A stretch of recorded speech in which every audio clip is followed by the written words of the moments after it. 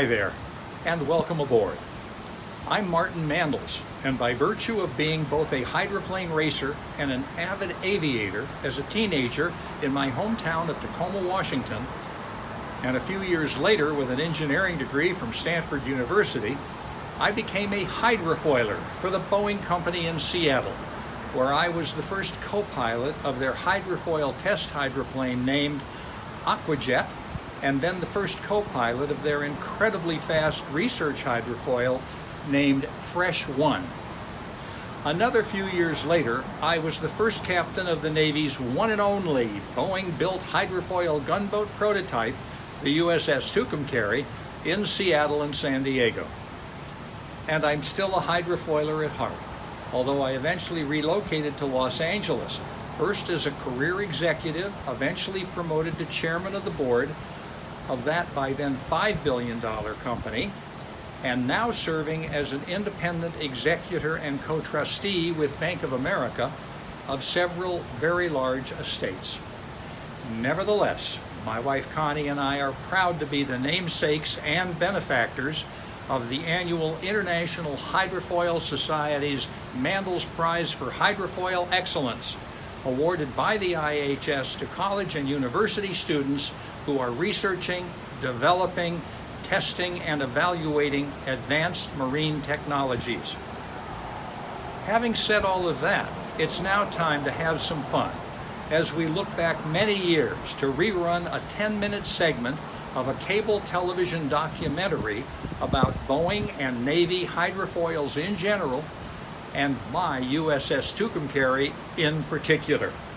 I hope you enjoy watching all of this program as much as I enjoyed living so much of it firsthand. The fastest military hydrofoils flew over the water at more than 80 miles an hour. But they've gone the way of the dodo bird since there aren't any left in active service. Back in the 60s, the Navy built hydrofoil ships to improve upon the slower World War II PT boats, which could barely operate in rough seas. I'm not straight on the physics of it, folks, but I know it's harder to catch the bad guys when you're flopping around in rough seas. Hydrofoils speed things up by attaching something like an airplane wing to the underside of a boat. The wings cut through the water and lift the boat above the choppy surface. And when a ship's hull is out of the water, there's a lot less drag, which means a whole lot more speed and maneuverability. As a naval lieutenant in the late 1960s, Martinn Mandles became the captain of the Tucumcari, one of the most seaworthy of all hydrofoils ever to sail.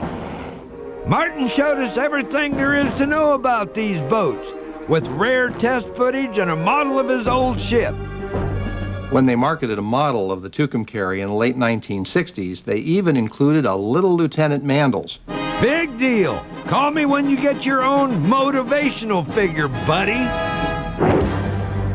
Hydrofoils have been around since the late 1800s, and some could go over 70 miles an hour. Back in the 1960s, the Navy got serious with hydrofoils, hoping to get a leg up on the enemy with speed in the water, no matter what the conditions. They tested all kinds of configurations. Ultimately, they went with the Boeing-built Tucumcari, officially known as Patrol Gunboat Hydrofoil 2, or PGH-2.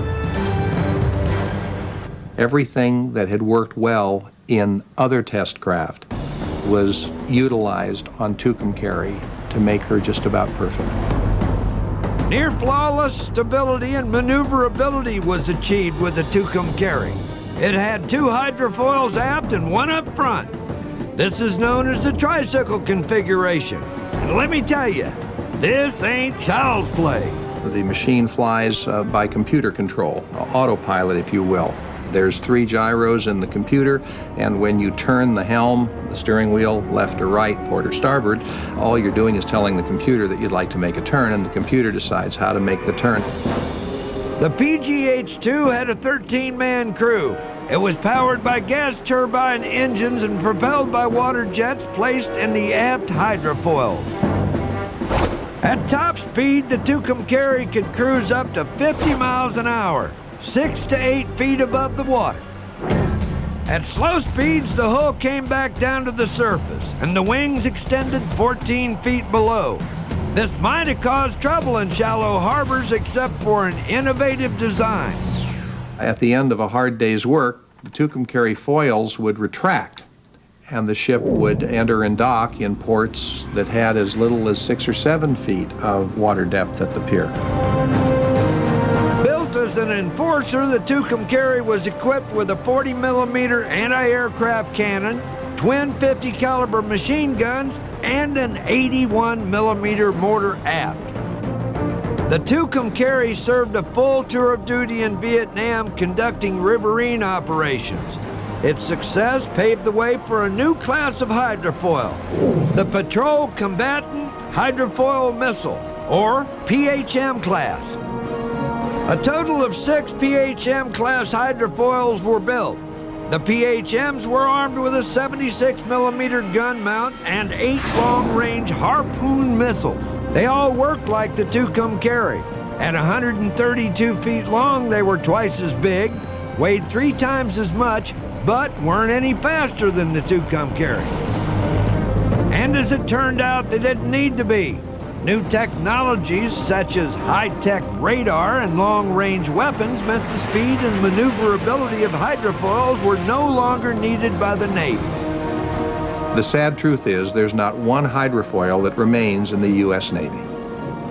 But I believe that someday, just as the World War II PT boats were resurrected as the Tucumcari, that a hydrofoil with a pedigree from the Tucumcari will emerge as the premier high-speed, all-weather craft of the U.S. Navy.